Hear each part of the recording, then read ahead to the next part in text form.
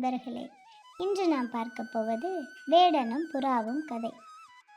ஒரு மலைக்காடு பகுதியில் ஒரு பெரிய புறாக்கள் கூட்டம் இருந்தது. அந்த கூட்டத்துக்கு அனுபவமிக்க ஒரு வயதான புறா தலைவராக இருந்தது. அந்த வயதான புறா மற்ற புறாக்களுக்கு வழிகாட்டி எங்கு உணவு தேட வேண்டும், எதை தவிர்க்க வேண்டும் என்று சொல்லித் தருவது வழக்கம். ஒவ்வொரு நாளும் புறாக்கள் அந்த வயதான புறா சொன்ன இடங்களில்தான் உணவு தேடிக்கொண்டு சந்தோஷமாக வாழ்ந்து கொண்டிருந்தனர். ஒரு நாள் புறாக்கள் வழக்கம் போல் உணவு தேடிச் சென்றன. ஆனால் அவற்றின் வழக்கமான இடங்களில் போதிய உணவுகள் கிடைக்கவில்லை. அதனால் அவை ஒரு புதிய காட்டுப்பகுதியில் பறந்து சென்றன. புது காடு என்பதால் எந்த இடத்தில் தானியங்கள் இருக்கும் என்பது அவர்களுக்கு தெரியவில்லை. வெகு நேரமானதால் புறாக்கள் மிகவும் சோர்வடைந்து பசியுடன் இருந்தன. அந்த நேரத்தில் ஒரு பெரிய பாறையின் மீது நிறைய தானியங்கள் கொட்டி கிடப்பதை பார்த்து அவற்றை சாப்பிடலாம் என்று முடிவு செய்து கீழிறங்கினர். அந்த புறாக்களை பார்த்த வயதான புறா, நில்லுங்கள், இதை கவனமாக பாருங்கள். பாறை மீது தானியங்கள் தானாக விழுவதில்லை.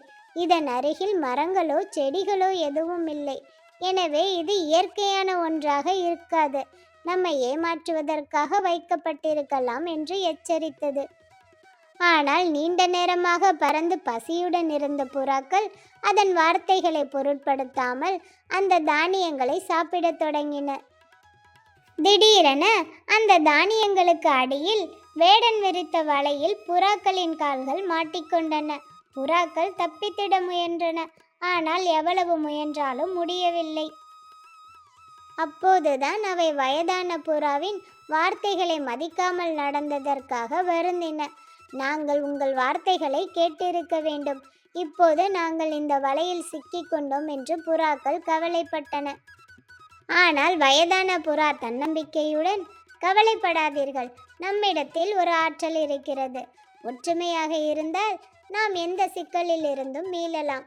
எல்லோரும் ஒரே நேரத்தில் ஒரே திசையில் உங்கள் சிறகுகளை வலுவாக அசைந்து பறந்தால் இவ்வலையிலிருந்து எளிதாக விடுபடலாம் என்று கூறியது.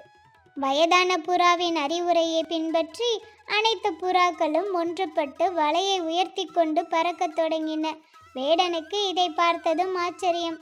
ஆனால் புறாக்கள் எதுவும் கிடைக்காததால் வேடன் மிகவும் கவலையுடன் திரும்பினார். பின்பு வலையிலிருந்து விடுபட தங்களது நண்பனான எலியிடம் உதவி கேட்டனர். உடனே எலி தனது கூர்மையான பல்லினால் வலையை மெதுவாக கடித்து சில நிமிடங்களில் புறாக்களை முழுவதுமாக விடுவித்தது.